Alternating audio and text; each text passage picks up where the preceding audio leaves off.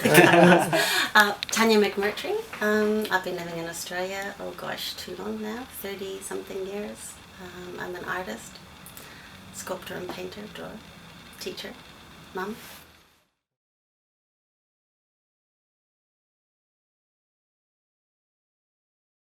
Ever since I can remember, um, I've been a drawer, at least, when I was a little kid.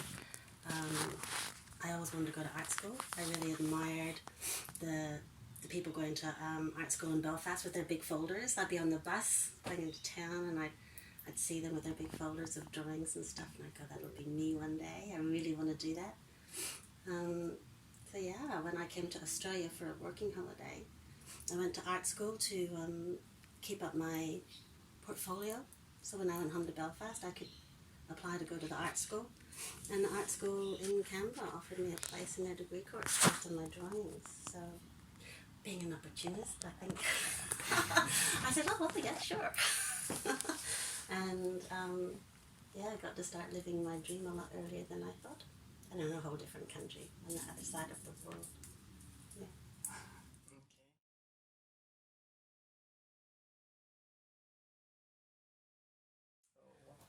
Well, I think the landscape feels like home for me. A very close relationship with the landscape. Um, I think growing up in a city in like Belfast, where it was quite violent and quite poverty stricken when I was growing up in the late 60s, early 70s, and the landscape was my way of escaping. And I spent hours. That was my, you know, when you're a teenager, I suppose, too, growing up, all the things that happen with your peers. It was a way for me to just be myself. I found freedom in the landscape, in solitude. I'd spend hours just being by myself, lying down, staring at the sky, watching the animals and the flies, or just looking at things. Didn't necessarily draw in those days while I was doing that. I'd write poetry a lot, and short stories, so I'd write those initial intuitive feelings, whereas now I tend to draw them more. I still write when I get stuck. Yeah. So the landscape's, yeah, very, very part of me, I think. Mm.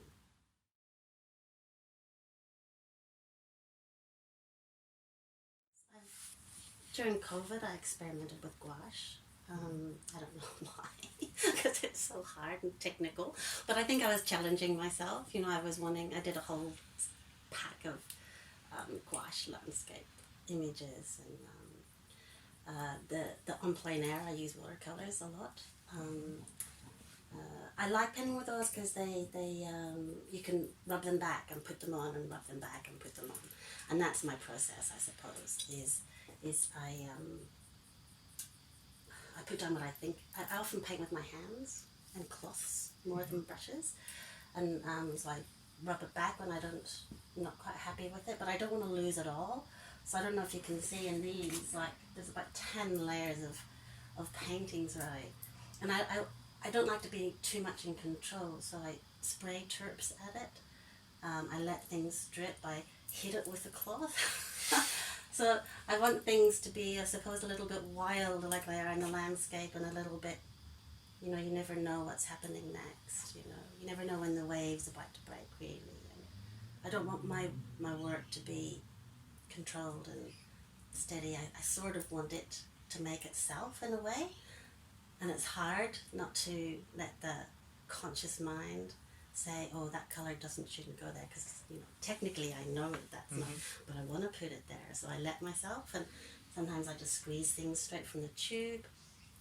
I'm experimenting with working over the top of it with charcoal at the moment, and having the black lines really quite dominating, which is something that doesn't make sense in my head, but I'm enjoying playing with. I'm not sure why yet. I'm not in the studio to produce something necessarily, you know, has been the bane of my life, I suppose, in a way, because I don't participate a lot in exhibitions, and I don't, I'm not out there like a professional artist probably should be, because they're all very personal journeys.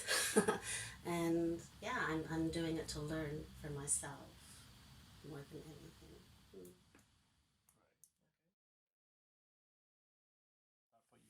creative process, I suppose, starts with that feeling that you need to make or do or draw, and it's usually inspired by an experience or the landscape, feelings, dreams. I usually start by drawing. Sometimes I make sculpture straight away, but mostly I'll draw first and I'll work things out and see patterns. And like in the studio now, I've got all these very similar paintings and drawings happening, and I will get so frustrated with them that I'll go and make them because the painting process is not working anymore. So I lose myself in the lines and the colours and the shapes until I can't see them anymore. And then I go into the sculpture studio, and then I go, yes, now I know what I'm doing. So I make things. A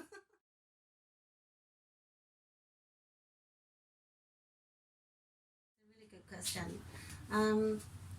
I suppose when I start, it's much more literal in the studio. I try to do black and white. I try because I think that's taking me back to the elements, and that will help clarify. But then I get so frustrated, I add colour because I just want to. And the colour, of course, is reflective of the landscape where my inspiration has come from. Maybe I make work without colour mostly, to simplify the lines and the forms that I'm sensing and trying to work with. So when you get so frustrated and confused with your painting and you're over it, it's almost like, you want to cut it up and pull it out. So I come in here to do that, and I'll cut it out of steel and I'll cut it out of timber and make it into a three-dimensional version of my painting. Sometimes I'll redraw it a bit, maybe. Like this was the first, I put these together because these are big shapes that are in my paintings. And this is the first time I've experimented with colour actually on the wood, trying to emphasise the link between my 2D work and my 3D work, I suppose. It's a little play. I'm not sure I like it yet. I'm still working on it. But a lot of these shapes are directly out of my paintings. And as soon as I start to build it, I problem solve. And sometimes it takes me straight back into the drawing and I go, aha, I know what was missing, because I can see it more clearly, and they feed each other backwards and forwards all the time. Yeah. I'll give you a good example. When I lived in Tokyo for 2 years in a really tiny apartment. Couldn't do much sculpture at all. 2 years. I did a lot of drawing, and same thing happened. I get frustrated with my drawings. So I find myself cutting up the shapes in the drawings and then sticking them together with sticky tape, and making three-dimensional shapes from my drawings quite literally. So I suppose it's always been my process in that regard.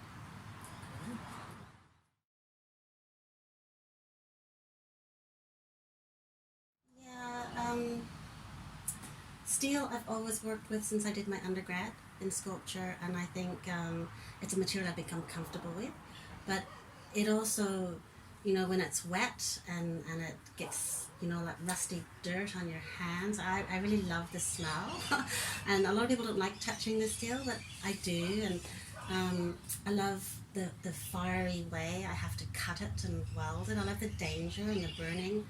And I think that's related to growing up in Belfast. And I think it takes me back, like when I was doing my master's and I was really focusing on remembering what it was like to grow up in Belfast in the 70s, and I would literally remember as I was burning the fear of waking up as a kid and outside your bedroom window was a burnt out bus barricading anybody getting out in their cars. And, as a kid it was like, ooh, it was scary because the smoke was still smouldering.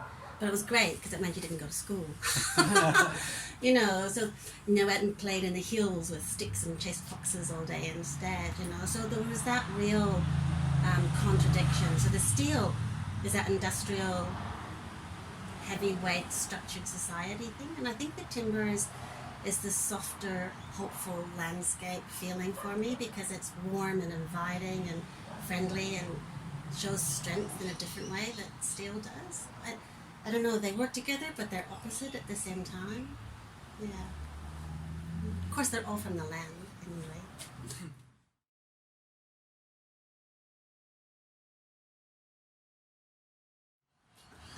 But also, I think the